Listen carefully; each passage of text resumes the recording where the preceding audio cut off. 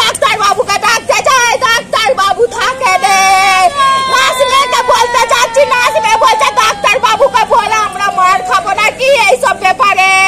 তাহলে ওরা কিসের নার্স? আমি দুটোই যে কাল ভর্তি করলাম গো, আমার মা কেন চলে গেল? কেন ভর্তি করেছিলেন কেন? আমার মা গো ঠান্ডায় গলাটা ফুলে গেছিল গো, খেতে পারে না গো, গলায় টনসিল বেরিয়েছিল গো, ওর জন্য আপ খেলতে পারে না গো। কিন্তু ওরা এমন ইনসান, এমন গ্যাস দিল গো দুটো, আর আমার মাকে মা বলে ডাক্তার হলনি গো। কখন মারা গেছে? একটু আগে গো। কি বললো ডাক্তারে? ডাক্তার কিছু বললেনি, তার যখন মরে যায় তারপর ডাক্তার এসছে গো, মরে যাওয়ার পরে ডাক্তার বললো আর তোমার মা নাই গো। আমি ডাক্তারকে একটাই কথা বললাম যে তোমরা তো ডাক্তার, তাহলে এতক্ষণ এলাকা না, আমি যে সকাল থেকে ফোন করছি কোথায় তোমার ছিল? ডাক্তার বলছে এখান থেকে বেরিয়ে যাও, এখানে আমার রুগী আছে, তারা রুগী যদি মরে যাচ্ছে তারা আমাদেরকে ঢুকিয়ে লাভ কি? ওদের যদি টাকার অভাব তাহলে এখানে চাকরি করছে কেন? ওরা তো নার্সিং হোম খুলতে পারে, সেখানে 10,000 30,000 টাকা পাবে গো।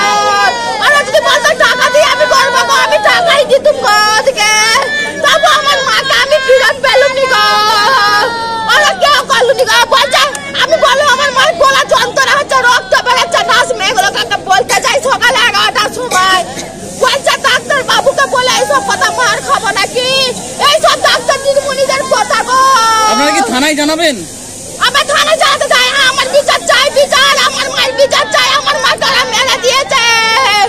প্রিন্সিপালকে জানিয়েছেন মেডিকেল কলেজে? আমি জানাতে পারিনি, আমার মা আমাকে ছেড়ে চলে গেল গো, ডাক্তার কেউ কিছু করতে পারলনি গো। সকাল থেকে ডাক্তার এসছে একবার 8টার সময় এসে চলে গেছে, আমি 9টা থেকে ডাক্তার ডাকছি, কেউ আসে না গো, নার্স মেয়েগুলো আসে না।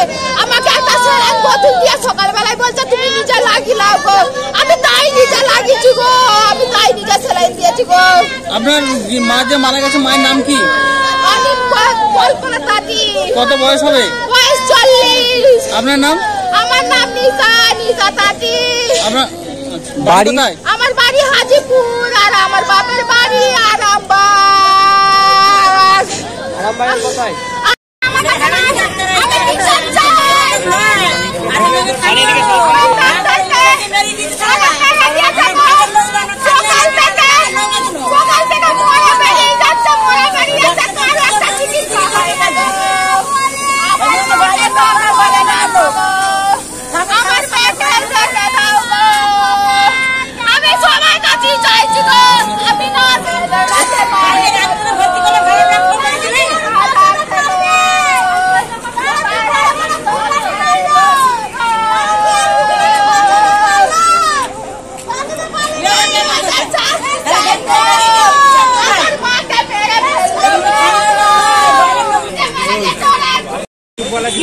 শুধু স্যালাইন দিয়েছিল দুটো, আর কোনো ওষুধওয়ালা দেয়নি। সকাল থেকে বারবার বলা হচ্ছে যে ডাক্তারবাবু আসার কথা, সেই যে ওয়ার্ডে যে ডাক্তার থাকে সেই ডাক্তারই দেখেছে। আমি যখন 4টের সময় এলাম এসে বলছি ওয়ার্ডের ডাক্তারই দেখেছে।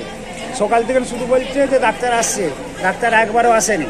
এই সন্ধ্যে 6টার সময়, 6টার পরে এই সব সরকার আসলো, তখন অন্য ওয়ার্ডে দেখছে, তখন মারা গেল। চোখের সামনে খেসছে, হচ্ছে সিস্টার দিকে বলছি, সিস্টাররা বলছে যে এই যাচ্ছে, এই ফোন করেছি, খাতায় শুধু লেখা রয়েছে যে ওই যে ডাক্তার ওয়ার্ডে থাকে সে ছাড়া আর কেউ দেখেন বিনা চিকিৎসায়। হ্যাঁ, বিনা চিকিৎসায় মারা গেল।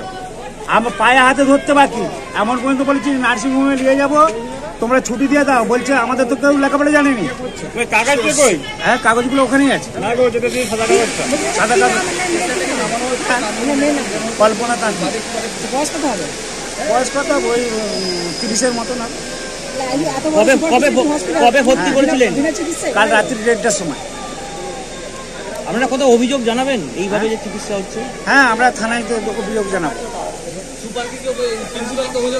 হ্যাঁ হ্যাঁ, এখন কি চাইছেন?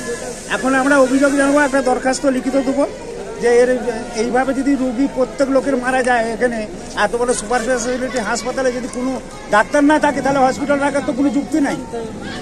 গরিবের যে ডাক্তার মানে হসপিটাল, গরিবের হসপিটালে এইভাবে বলছে চিকিৎসা বিহীনে রুগী মারা যাবে, চোখের সামনে সিস্টারগুলো থেকে খেঁচতে খেঁচতে আমার চোখের সামনে মারা গেল। ওনার কয় ছেলে মেয়ে? হ্যাঁ, এক ছেলে এক মেয়ে। আপনার নাম কি? আমার নাম মহাদেব পণ্ডিত। কোথায় বাড়ি? ছবিতলা 2 নম্বর ওয়ার্ড। আপনার মেয়ের বাড়ি কোথায়? ওই আমার বাড়ির পাশে, আমার বাড়ির সঙ্গে।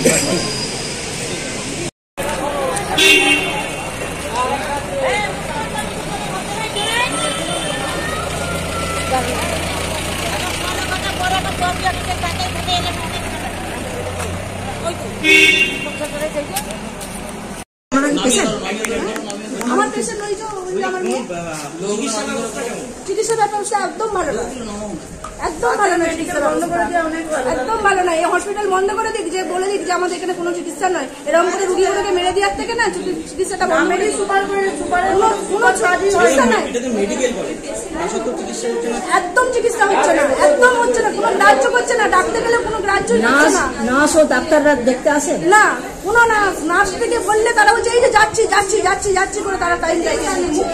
এই যে রুগীটা যে মারা গেল, যে রাত 2:30 থেকে উনিকে ভর্তি করেছে, রুগীটা যে কি ছটফট করছে, ওনারা বলছে যে আমরা ছুটি করে নিয়ে চলে যাবো, তাতেও ওনাদেরকে ছুটি দিল না। বলছে কিনা আপনারা লিখে দিন, হ্যাঁ, যে খাতায় যেগুলো লেখা আছে সেগুলো আপনারা বড় করে করতে পারবেন। আমরা যদি লিখতে পারবো তাহলে তো আমরা ওই চেয়ারটাই বসে থাকবো, তাহলে তো আমরা তাহলে এখানে আসবো কেন? এখানে ওয়ার্ড বয়, ওয়ার্ড গার্ড এবং নার্সদের ব্যবহার একদম ভালো নয়। কি করেন ওনারা এখানে? মানে ওদের যে মুখের সামনে আপনারা দাঁড়াতে পারবেন না।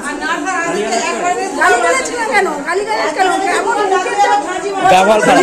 হাজি দেখায় ব্যবহার খারাপ। ব্যবহার খারাপ দেখায়।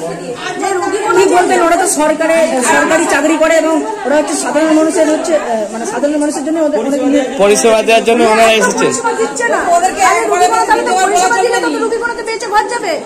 তাহলে রোগীগুলো তো মরে যাচ্ছে কেন? আমার নাম দেবশ্রী মন্ডল। আপনারা কি চাইছেন? আমরা চাইছি যে পরিষেবা যাতে ভালো হোক। আমরা তো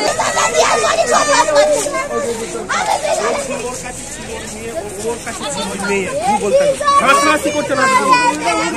হ্যাঁ।